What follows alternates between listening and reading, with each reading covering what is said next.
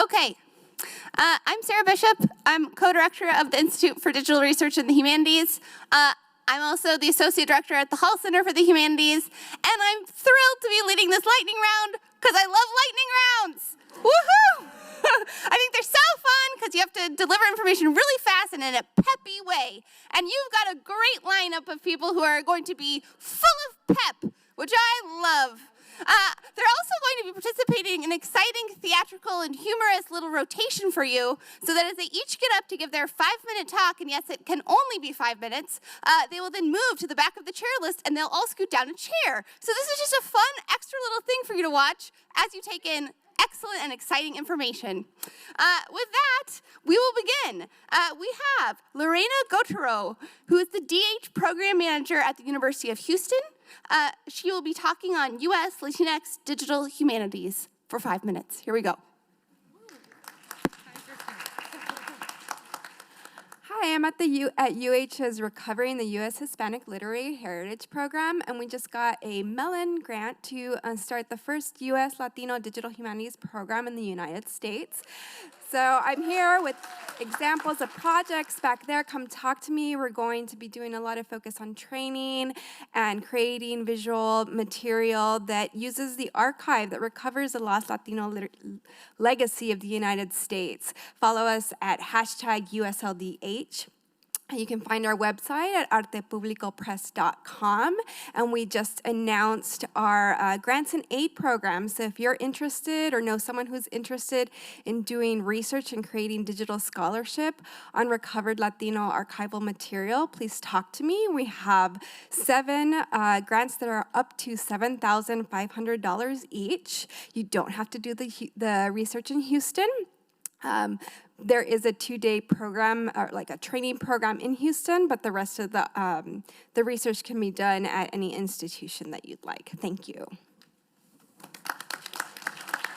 Whoa, she was so fast. That was amazing. Okay, scoot on down. Okay, here we go. All right, next we have Shane Lynch, PhD student in American Studies here from University of Kansas. He will be presenting on the Gila River Perpetuity, an Indigenous video game. And I forgot to mention previously that all of these folks who are speaking to you have exhibits in the back that are part of our digital showcase. So please check it out throughout the day and ask questions of them as you see them about the conference. Shane. Thank you. Okay, I'm making a game based on my culture, the Ottoman Pequot peoples of Arizona. There's a map I made for my haystack project, actually. I'm using open source stuff for that. My methodology, I took from Ofelia Zepeda and Robert Cruz, which said just one word of language, of traditional language used is gain and necessary as a building block to building our language back. And these are the tools I used. I recently had to use Adobe because for tile making, I found it was harder to make in Corel. Infinite Painter luckily does support that. That's a really great app. It doesn't work as well for Apple products though, but if you have a Android, it'll work great. For the music, I'm using a 3DS, a Korg Synth DS, and there's also a DS12 that's a download for the Nintendo 3DS. The other Pixel Studio I made for the sprite sheet, and photo layers, background eraser. That's just basically like Photoshop stuff that I could transfer into Infinite Painter, so I could transfer it later into Adobe. Oh, this was not supposed to be in there. This is basically my first storyboard I made for the video game.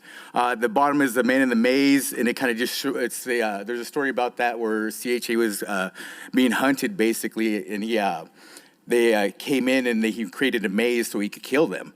And it just represents our journey through life. And the buzzard, I am Nui Weji, which is the Red Buzzard clan. And also representing Pan-Indianism and stuff like that is the medicine wheel, and then spirituality up above. And then I first started making the game with Unity. It was pretty good. it was a little different though because it was a little harder to use, and then I switched to Pixel Game Maker MV, which was a little easier to use, but you had to tile out a lot more stuff. That's why I had to switch to Adobe. Here is one of the opening scenes. I will have the beginning sequence ready tomorrow for viewing. The game was based on Commando, and then Guerrilla Warfare was another game that was a top overhead shooter, but that was based on the Cuban Rebellion. The level design was basically showing the loss of water as the ground was darker at the beginning and then lighter at the top. This is the big house for the first level. In the creation story, CHA, after he's resurrected, after they tried to kill him, or they did kill him, he was resurrected, and he went around and started killing all the chiefs that came after him. And this is a replica of the Casa Grande ruins that I was messing around with for the game. And here is the CHA, the player. And here is the health meter that I made. I like to show this because you won't see the detail in the game. Here is the sprite sheet. And hopefully, does it work? Oh.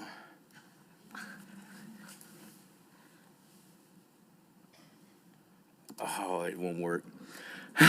Well, it's supposed to be an animation right there. Thank you.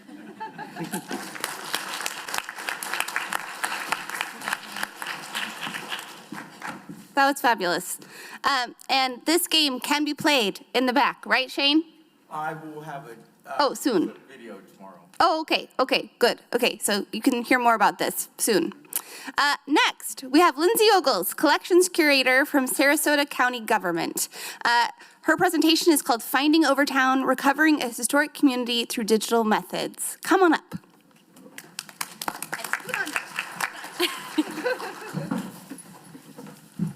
I am quite short, so I have to lower this.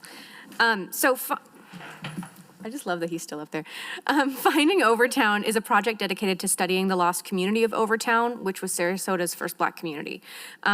Whether through demolition or through gentrification, Overtown is representative of many different communities around the country and around the world that we're really seeing disappearing from the historical narrative.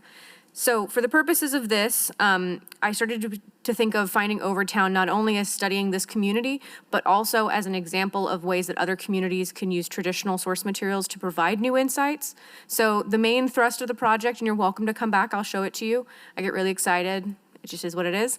The main idea is that through the use of Sanborn fire insurance maps, census records, and city directory data, I've actually been able to re-render this lost community, which during the 50s and into the 60s actually was completely demolished. The only thing that remains of it today are, I think, 3 buildings, a hotel, a church, and maybe a church residence. They are the only things that remain. And then there's one marker that was just rededicated, and I don't even think the news went out to the community. So trying to bring this back into the light is the main thrust of this, but also showing people that they can use these traditional sources in a new way is kind of the main thing that you'll hear me talk about a lot in the back. So by rebuilding history through the use of 3D modeling software and then overlaying the data from traditional historical source materials, Finding Overtown is basically an attempt at building a 3D rendering that digital humanities allows us to do, which prior to now was just never a possibility. So feel free, come back and talk to me. I have lots of data and lots of things that I can show you.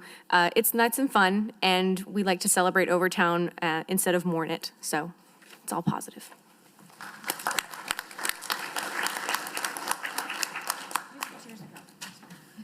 All right, that was fabulous. All right, next we have Kenton Ramsay, Assistant Professor of English, all the way from the University of Texas-Arlington. He'll be presenting on Edward P. Jones and the shifting demographics of Chocolate City.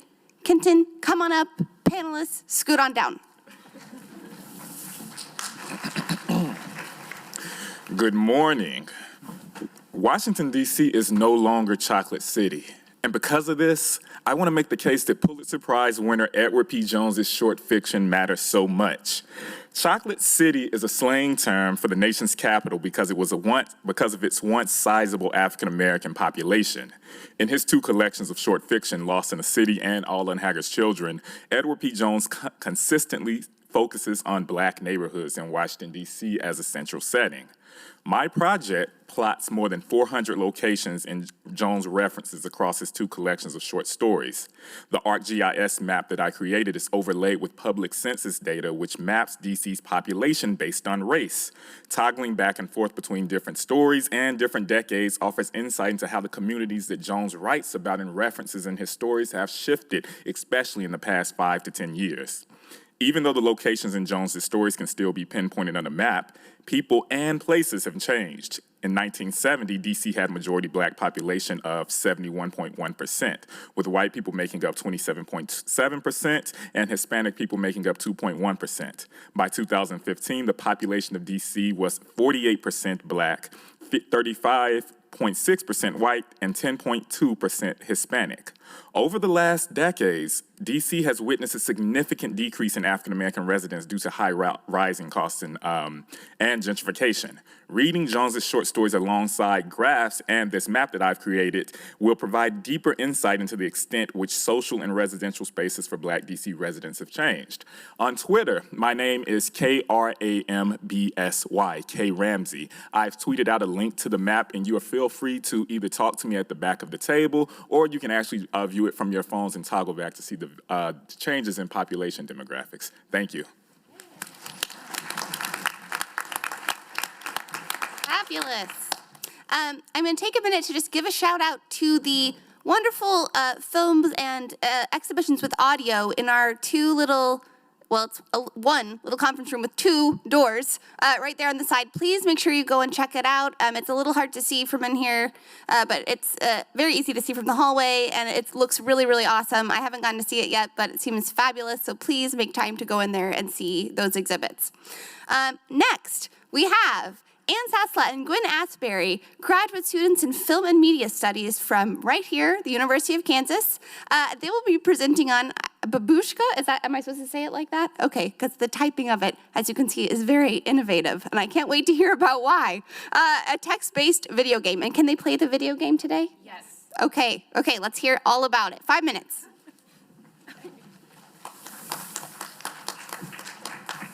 Hi, I'm Gwen. And hi, I'm Anne. We're full of pep about our video game Babushka, which you can play on 2 screens at the back.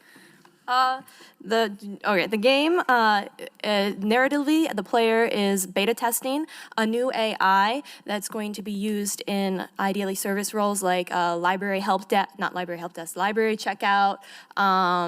grocery store checkout, And a movie theater. Movie theater, like box office ticket. Babushka stands for Basic Build Service Kiosk Assistant. And Babushka is an elderly white trans woman. That's her personality. We're giving an AI personality that's not just peppy, white, young person or no personality. So. Additionally, if there are any Golden Girls fans out there, we modeled part of her personality after B. Arthur's character Dorothy, so she will also insult you, and sometimes she might make you take a bowl of borscht with you into the movie theater. And if you don't take the borscht, you have to take the pierogi. You don't have any choices there. We built the game in Twine 2.0, which is an open source online program that uses Java, CSS, and HTML as the programming languages. There's actually 4 or 5 different sort of suites within Twine. We specifically used Harlow because it's one of the, it uses all of the different languages, which is great, so there's a lot of customization that you can do to the game. It's also the version that usually works the best on mobile because we are hoping to have the game be available across platforms. Right now, it's just going to be available for your computer. And Twine is also used by a lot of indie gamers. So if you're familiar with itch.io, which is a really great website where you can play games from creators, especially games that are more tactical or activist in the interventions they're making, you'll find a lot of great Twine games there. Notably, Twine is text-based, so you're navigating through the story via hyperlink texts. And for us, especially working with an AI program, we really wanted something that was text-based to sort of simulate some of the Turing test mechanics where you're testing out if an AI is an AI or a human based on just text interactions. Although in future versions of the game, because this is just a working prototype, we are going to flip the script on you a little bit, and Babushka will actually be challenging your intelligence. So if you piss her off enough, she's going to put you through some tests and puzzles to see if you can get out of them. pedagogical aim? Our pedagogical aim with this was to imagine a more just, diverse, aware, and accepting future for AI programs, androids, and chatbots. And another thing that we really wanted to call attention to was a way of rendering visible the experiences of human-AI interaction. AIs are built to be subservient. They're supposed to be super nice and super polite, and that has a lot of different problems built into it, so we wanted to call attention to some of these different interactions that you're in and shift them so that hopefully you start thinking about them a little bit more. She's definitely not your average Cortana. And I think that's it. Yeah. That's what we've got. Come play the game. It is a work in progress, so please give us feedback. And it's in the back, and it's also on the website. Oh, and we have to turn it in for a grade later this semester, so feedback is actually really, really appreciated. Thank you.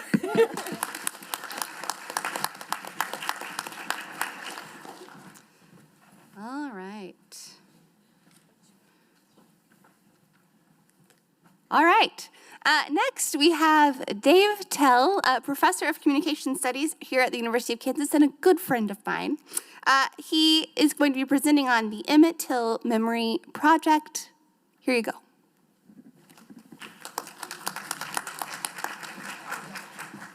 Thanks to Sarah and to Brian for the opportunity to share with you about the Emmett Till Memory Project. Emmett Till was killed on August 28th, 1955, and if you start on that day, you have to go 49 years and 11 months before the state of Mississippi spent a single dollar on Emmett Till commemoration. For a group of 18 locals in Tallahatchie County, 9 of them white and 9 of them black, the 49-year and 11-month silence was intolerable. And so they organized themselves, bounded together, fundraised, and with a $15,000 donation from Morgan Freeman, they started putting up signs across the Mississippi Delta dedicated to the commemoration of Till's murder. And you may know what happened next. The signs were vandalized. They were shot, replaced, shot again. They were thrown into the river. They were defaced with acid. They were spray painted with the letters KKK, and they were chained to the backs of pickup trucks. This started in 2008, and it continued without relief through August of 2014. And in that month, the nonprofit was desperate. So they called a meeting, and they invited me to that meeting to help them think about how to do the work of commemoration in the context of vandalism. 2 ideas came out of that meeting. The first one was really not very good. The first idea was to put up a bulletproof sign, and this is what it looks like. It costs $12,000.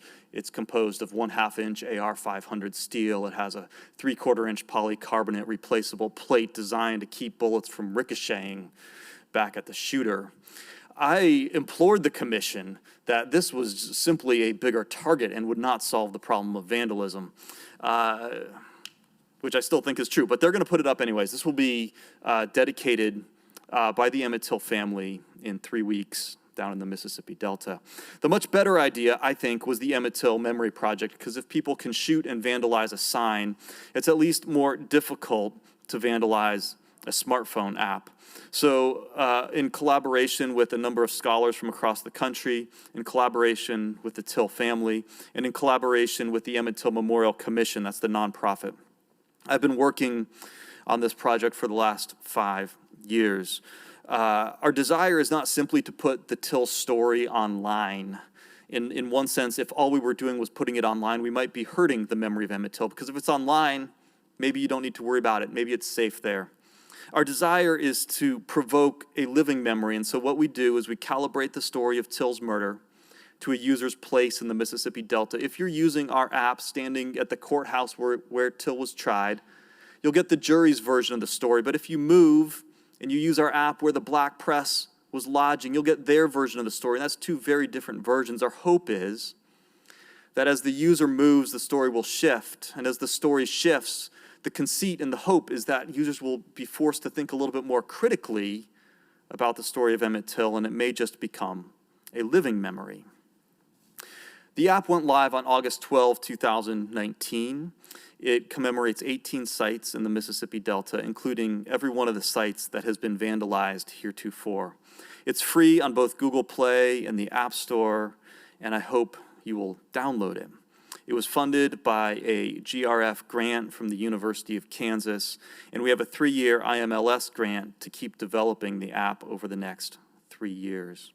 We have, in the first month, we have approximately 1,000 downloads, and I hope after today we'll have about 1,080, however many of you are out there. But if you are non-committal and you don't want to put it on your phone just yet, come back to the back. You can play with it on an iPad and explore it at no risk.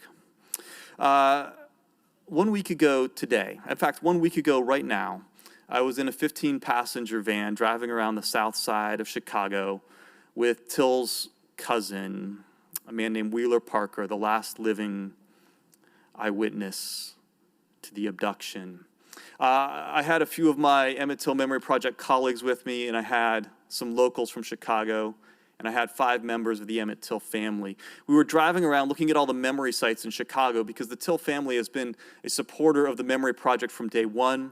But as soon as it went live, they reached out to me and said, Dave, this is great, but Emmett Till is not just a Mississippi story, it's also a Chicago story. So we spent last week visiting the various sites across the south side of Chicago, and at each site letting the Till family explain the history and the significance of each site. So in about the next month, we'll get the Chicago tour on board. In closing, we are always looking for partners. So if you'd like to be involved, please reach out to me. Thank you for your time.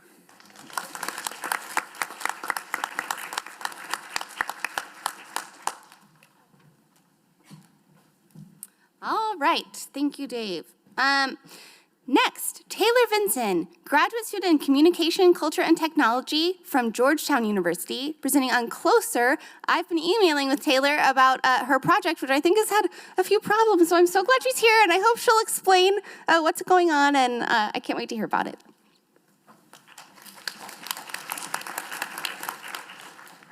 Hi, so my project, Closer, is an interactive art installation that focuses on invisibility and hypervisibility of Black Americans, especially when it comes to current conversations around surveillance and use of facial recognition in marginalized communities.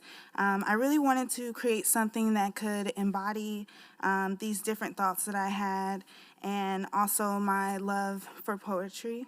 I really wanted to create an experience where people could sort of understand what I was trying to portray without me having to explicitly say it. So I created the installation using a Arduino, a distance sensor, and an LCD screen. And the way that it works is that basically there's like 3 different levels or distances. In the furthest distance, the screen is blank. Then you step closer, the screen is like jumbled text. And then you step a little bit closer and you can read the full text on the screen. And the text reads, "I too sing America." And so I really kind of wanted to play with what does it mean to sort of actually have to move yourself to experience this sort of idea that I had. And being primarily a writer and not a techie person, it was really powerful for me to be able to have the experience and opportunity to sort of relay my thoughts into like a physical artifact. Unfortunately, my project did not make it here because I was trying to modify it a couple days ago, and I broke it basically. And because it's electronic and I had to like solder some things, I just don't have the resources or the time to fix it at this point. But I do have a video of how it works, and you can see all the like crazy wires and stuff. So I can show that back there if anyone is interested also. But yeah, thank you.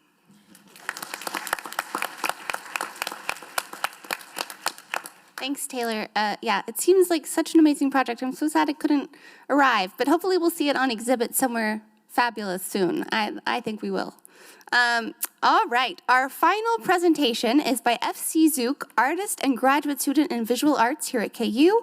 He will be presenting a new word.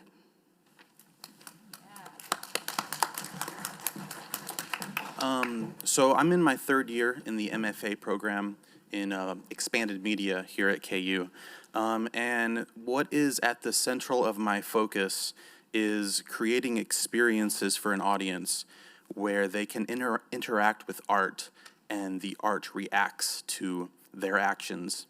I'm interested in what people believe and how they perform those beliefs. And I'm also interested in how those beliefs are contextualized. So the piece that I brought today is called A New Word, and this piece is mostly about how beliefs are contextualized. The title, A New Word, has multiple purposes, but for one, it is an instruction to the audience to interact with the work by submitting a new word to a question. And the question is, what do you believe? But the title also references the religious musical material that is used in the piece and which is generated as audience members interact with the work. So as you interact with the work, typed words are converted to speech, and each keystroke generates organ sounds, and there are melodies that I took from famous excerpts of sacred music, which are played forward and backward and upside down as you interact with the work. I don't want to say too much more about it because I think discovery is very important in my work. But just in terms of research, I use research to fuel my practice, but I also think works like these are research because when this event ends tomorrow and the work is taken down, there will be this sort of collective identity of this community in terms of what you all believe. And that, I think, is an important aspect of my research practice. Thank you.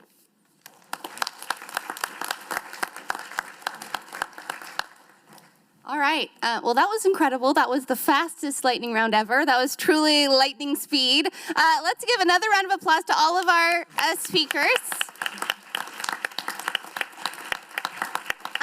And fortunately, this means that we have time for a few questions. And I think this is a wonderful time to ask questions of specific speakers, but also if you're seeing connections between some of the different things that the speakers are talking about. This might be a nice time to kind of have a little discussion about connections between some of these different exhibits. So come on up to the microphone in the front if you have a question.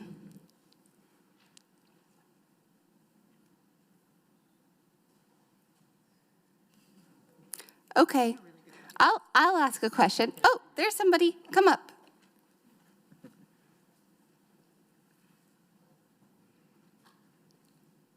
I guess I'm interested always in process and thinking about when the process goes wrong. How do you emotionally respond to that in order to, how do you respond to that? I'm interested. That's a great question because that's certainly something that we all have to deal with all the time. Who wants to respond? Maybe, yes, anyone can respond. I would definitely like to hear from Taylor on this one, but also everyone should please talk about this. Lindsay, did you want to kick it off and then we'll go to Taylor? So when I started the modeling of Overtown, I was really hoping that the anecdotal evidence that we had been taking as fact for so many years would actually line up with what was being built. But unfortunately, I found on multiple occasions that the census data just was not lining up with what I had been told over and over by members of the community. The other side of that is that I also ran into some issues when I was doing the overlay of data, particularly the 1925 model, because I don't know if our census takers were lazy or what was going on, but there were 29 areas of Sarasota that had Black community members living or operating a business in them, 19 of which had listings where they said no address.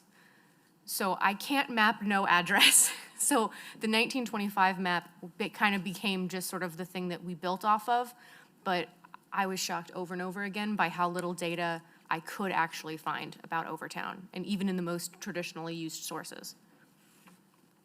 Thank you. Taylor?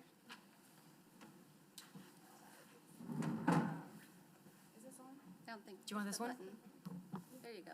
Hello. Oh, okay. Yes. So before my project officially broke a couple days ago, I actually struggled with the housing of it. Like, what do I sort of frame it in? How do I basically cover all the wires in a way that looks nice so people can like really get the message? And so I think that I actually was still like battling with that, and I was still trying to figure out what I was going to do. And so I was trying to make changes. I actually was trying to move it onto a different kind of board so that it could be more mobile and flexible. And then, I don't know, basically when it broke, I was very upset, and I tried my best to do what I could. But I just had to sort of tell myself, okay, I have a video of it, so I have it working, and I can show how it works. And I ordered the piece to try to fix it this morning, but it just wasn't working. But that's just a part of the process, and being able to sort of reframe your thoughts and just being able to admit, like, okay, this went wrong, but I can still talk about it and we can still celebrate it. So, yeah. Other responses to this question about what happens when things go wrong, either technically or with your concepts or in other ways with the design process?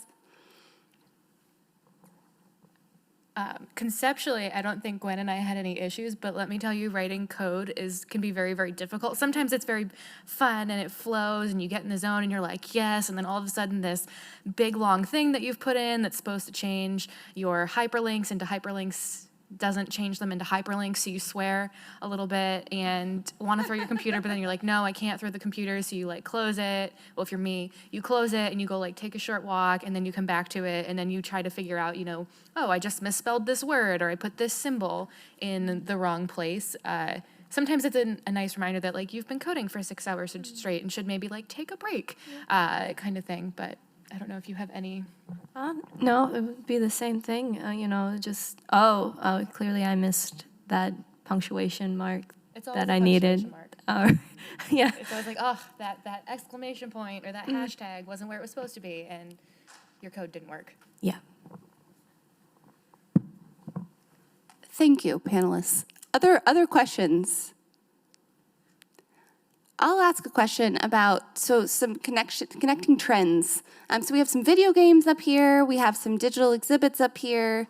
What are some trends that you all are seeing in the work that you're doing as you're creating these different kinds of digital projects that are really pretty public-facing projects? Census buddies. We both heavily relied on the census, and we didn't know it until we sat down next to each other just this morning. Oh, that's so cool.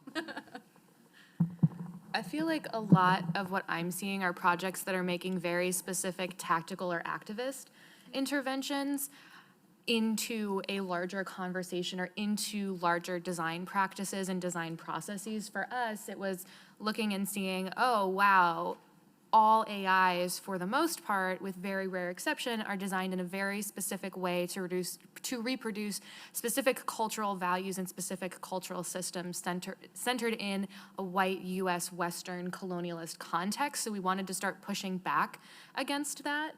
And then obviously with a project like Dave's, it's making a very important tactical intervention into a larger discourse. I would argue the same about Shane's and a lot of other projects up here, and I think that that's a trend I've seen outside of what's been presented here at this conference.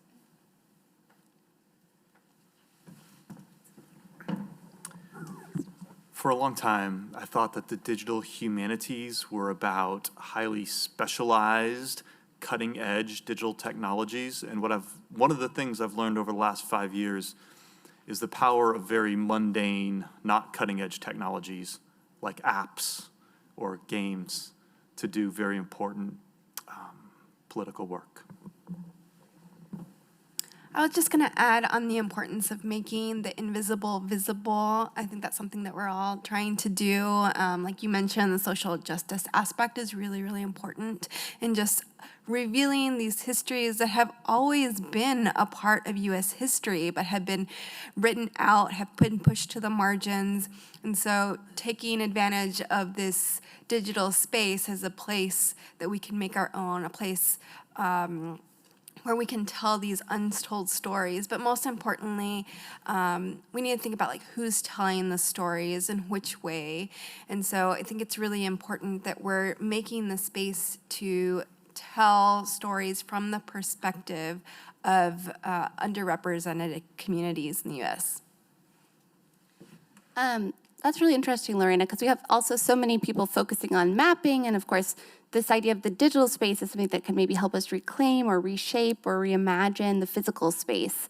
Does anyone speak to mapping and some similarities that they saw in different mapping projects?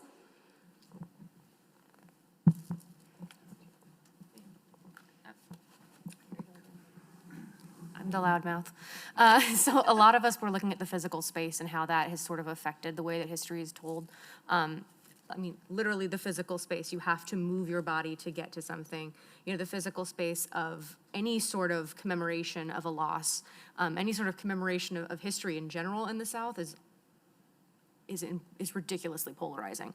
But on top of this, we all have kind of looked at the different ways of how we can reach people and how we can maybe have these all be benchmarks or example projects that other groups can build off of. I mean, you heard open source probably 10 different times. We're all using materials and software tools that are accessible and in many cases completely free.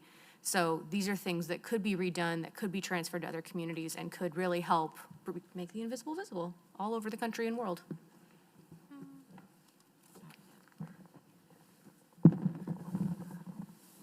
One more shout out to Taylor's project. What I love about it is the way that Taylor calibrates bodily movement to what her project displays on the screen. I think that's a brilliant way to create a sort of engagement that will ultimately lead to a kind of living uptake rather than just letting the ideas sort of rest in the technology. I will say on the topic of mapping, over the last 5 years, the Emmett Till Memory Project team has moved from ArcGIS to using a Google map to for a while we had we were an official pro bono client of Mapbox, and now we work with CurateScape, and I actually don't know which map they use, but there is a ton of mapping technologies out there, and I've been amazed at our ability to move between technologies relatively easily. One thing that I also think is interesting to talk about in relation to this is a lot of us will also describe our work as making things accessible, but there's also inherent in that a belief that lots of people have access to digital technologies, which yes, many people do, but we also need to think about the communities that we are working with and oftentimes representing and making sure that they, especially if they don't have the same sort of access to university spaces, even sometimes just to the public computer at the local library, they might not have the time and the resources to watch the YouTube videos, to spend time with the code. So thinking about how we can keep them actively engaged in the process so the work is truly accessible and not just widely available. Yeah, I was thinking a little bit about the digital exhibits and those sort of generally living in a museum space and traditionally. Are there thoughts from Taylor or FC about that and how you combat some concerns about the way that museum spaces are kind of exclude certain groups? Are you both putting? I mean, yours can't really be online. Is yours online? No.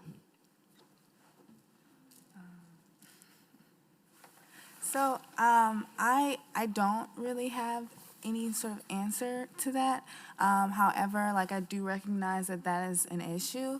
And just like for me, how important it was to be able to have that experience and the opportunity to create something, not for the sake of just creating technology, but to implement something that was important to me and be able to still be creative and expressive. I think being able to provide those spaces, not just on campus, but how do you do that in the community? is something that I'm really interested in working with.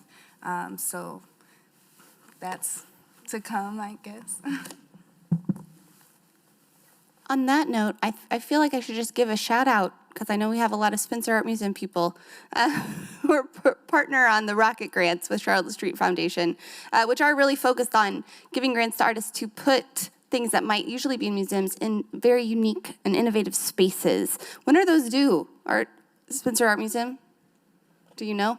We don't know, but it's up on the website, so that's maybe something to think about, because that's really about getting art out of more traditional spaces into more, unique spots. Okay, any other questions for this group? Any other questions for each other? Okay, Tyler. Thank you all for your discussion. I'd like to know in which ways, for those of you focusing on marginalized communities, how exactly have you included them within the working process of your project and not just the final process?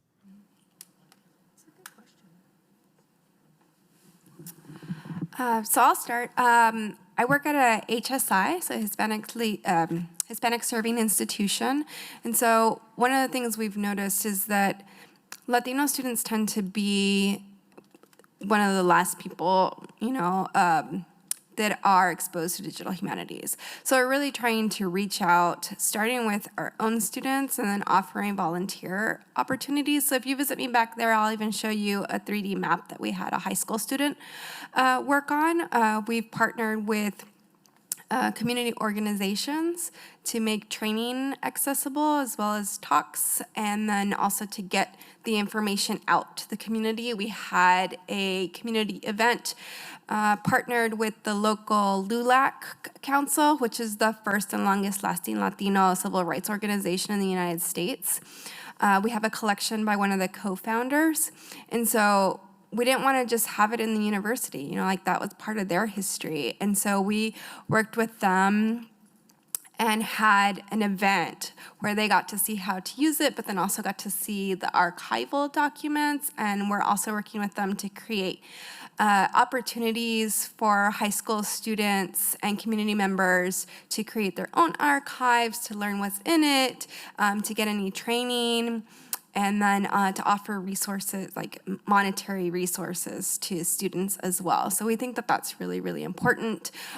We want to give as many opportunities to people to learn as possible. We've also done like a Wikipedia edit-a-thon with the community organization called Black Lunch Table, who got a grant to create more Wikipedia entries about Black and Latino people and topics on Wikipedia.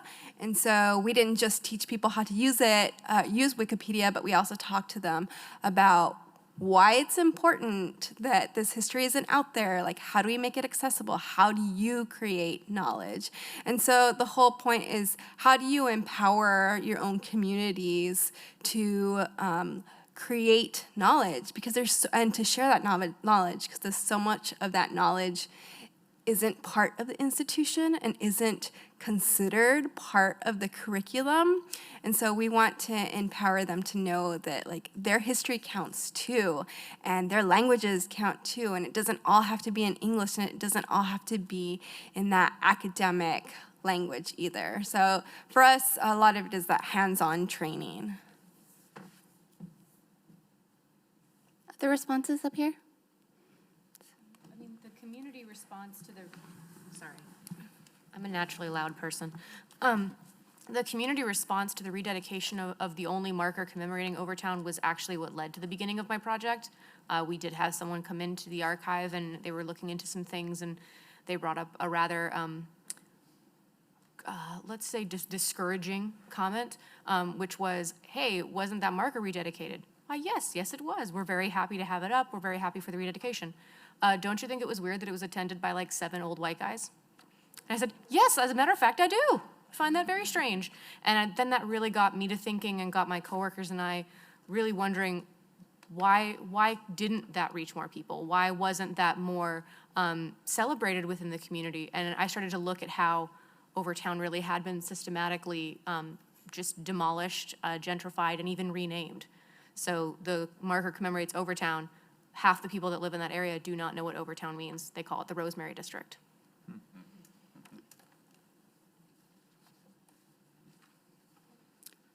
Sheila? So these sort of symposiums happen quite often at large institutions that are historically white. Are any of you working at institutions that's creating partnerships with historically Black colleges and other underserving institutions? Because that's where a lot of those students might be attending, who are coming from the communities that you all are creating projects around. Can I talk again? I'm sorry.